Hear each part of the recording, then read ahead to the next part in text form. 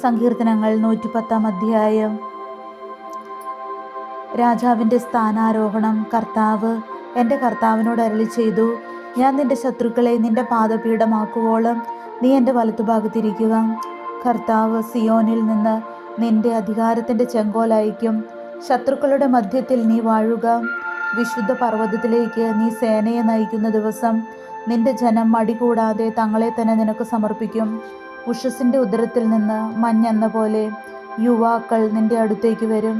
കർത്താവ് ശപഥം ചെയ്തു, മെൽക്കിസെദേക്കിൻ്റെ ക്രമമനുസരിച്ച് നീ എന്നേക്കും പുരോഹിതനാകുന്നു, അതിന് മാറ്റമുണ്ടാവുകയില്ല. കർത്താവ് നിന്റെ വലത്തുവശത്തുണ്ട്. തൻ്റെ ക്രോധത്തിൻ്റെ ദിനത്തിൽ അവിടുന്ന് രാജാക്കന്മാരെ തകർത്തു കളയും.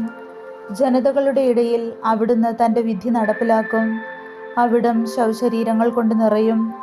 ഭൂമിയിലെങ്ങുമുള്ള രാജാക്കന്മാരെ അവിടുന്ന് തകർക്കും. വഴിയരികിലുള്ള അരുവിയിൽ നിന്ന് അവർ പാനം ചെയ്യും. അവൻ ശിരസ്സുയർത്തി നിൽക്കും. സങ്കീർത്തനങ്ങൾ 111 അധ്യായം. അത്ഭുതങ്ങൾ പ്രവർത്തിക്കുന്ന കർത്താവ്. കർത്താവിനെ സ്തുതിക്കുവിൻ. നീതിമാന്മാരുടെ സംഘത്തിലും സഭയിലും പൂർണ്ണ ഹൃദയത്തോടെ ഞാൻ കർത്താവിന് നന്ദി പറയും. കർത്താവിൻ്റെ പ്രവൃത്തികൾ മഹനീയങ്ങളാണ്. അവയിൽ ആനന്ദിക്കുന്നവർ അവ ഗ്രഹിക്കാൻ ആഗ്രഹിക്കുന്നു. അവിടുത്തെ പ്രവൃത്തി മഹത്വം തേജസ്സുറ്റതുമാണ്. അവിടുത്തെ നീതി ശാശ്വതമാണ്. തൻ്റെ അത്ഭുത പ്രവൃത്തികളെ അവിടുന്ന് സ്മരണീയമാക്കി. കർത്താവ് കൃപാലുവും വാത്സല്യനിധിയുമാണ്. തൻ്റെ ഭക്തർക്ക് അവിടുന്ന് ആഹാരം നൽകുന്നു. അവിടുന്ന് തൻ്റെ ഉടമ്പടിയെ എപ്പോഴും അനുസ്മരിക്കുന്നു. ജനതകളുടെ അവകാശത്തെ തൻ്റെ ജനത്തിന് നൽകിക്കൊണ്ട് തൻ്റെ പ്രവൃത്തികളുടെ ശക്തിയെ അവർക്ക് വെളിപ്പെടുത്തി.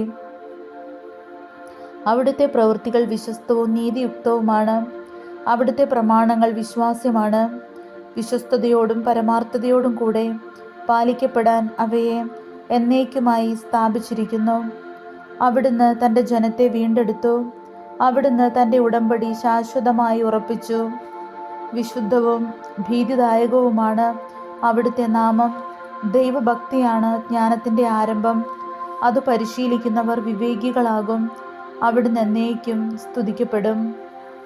12 അധ്യായം. ദൈവഭക്തൻ്റെ സന്തോഷം. കർത്താവിനെ സ്തുതിക്കുവിൻ. കർത്താവിനെ ഭയപ്പെടുകയും അവിടുത്തെ കൽപ്പനകളിൽ ആനന്ദിക്കുകയും ചെയ്യുന്നവൻ ഭാഗ്യവാൻ. അവൻ്റെ സന്തതി ഭൂമിയിൽ പ്രബലമാകും. സത്യസന്ധരുടെ തലമുറ അനുഗ്രഹീതമാകും. അവൻ്റെ ഭവനം സമ്പൽ സമൃദ്ധമാകും. അവൻ്റെ നീതി എന്നേക്കും നിലനിൽക്കും. പരമാർത്ഥ ഹൃദയന് അന്ധകാരത്തിൽ പ്രകാശമുദിക്കും.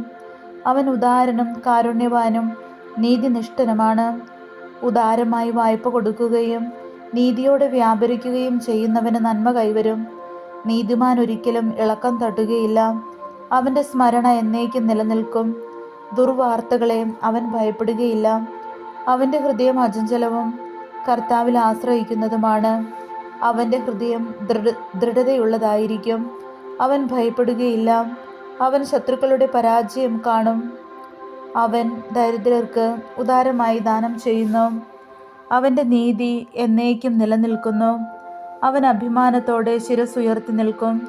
ദുഷ്ടൻ അത് കണ്ട് കോപിക്കുന്നു, പല്ലിറുമുന്നു. അവൻ്റെ ഉള്ളുരുകുന്നു. ദുഷ്ടൻ്റെ ആഗ്രഹം നിഷ്ഫലമാകും. 113 അധ്യായം. ഉന്നതനും കാരുണ്യവാനുമായ ദൈവം. കർത്താവിനെ സ്തുതിക്കുവിൻ. കർത്താവിൻ്റെ ദാസരെ അവിടുത്തെ സ്തുതിക്കുവിൻ. കർത്താവിൻ്റെ നാമത്തെ സ്തുതിക്കുവിൻ. കർത്താവിൻ്റെ നാമം ഇന്നും എന്നേക്കും വാഴ്ത്തപ്പെടട്ടെ. ഉദയം മുതൽ അസ്തമയം വരെ കർത്താവിൻ്റെ നാമം വാഴ്ത്തപ്പെടട്ടെ. കർത്താവ് സകല ജനതകളുടെയും മേൽ വാഴുന്നു. അവിടുത്തെ മഹത്വം ആകാശത്തിനുമീതെ ഉയർന്നിരിക്കുന്നു. നമ്മുടെ ദൈവമായ കർത്താവിന് തുല്യനായി ആരുണ്ട്? അവിടുന്ന് ഉന്നതത്തിൽ ഉപവിഷ്ടരായിരിക്കുന്നു. അവിടുന്ന് കുനിഞ്ഞ് ആകാശത്തെയും ഭൂമിയെയും നോക്കുന്നു. അവിടുന്ന് ദരിദ്രനെ പൊടിയിൽ നിന്ന് ഉയർത്തുന്നു. അഗതിയെ ചാരക്കൂനയിൽ നിന്ന് ഉദ്ധരിക്കുന്നു. തൻ്റെ പ്രഭുക്കന്മാരോടൊപ്പം തൻ്റെ ജനത്തിൻ്റെ പ്രഭുക്കന്മാരോടൊപ്പം ഇരുത്തുന്നു. അവിടുന്ന് വന്യയ്ക്ക് വസതി കൊടുക്കുന്നു. മക്കളെ നൽകി അവളെ സന്തുഷ്ടയാക്കുന്നു. കർത്താവിനെ സ്തുതിക്കുവിൻ.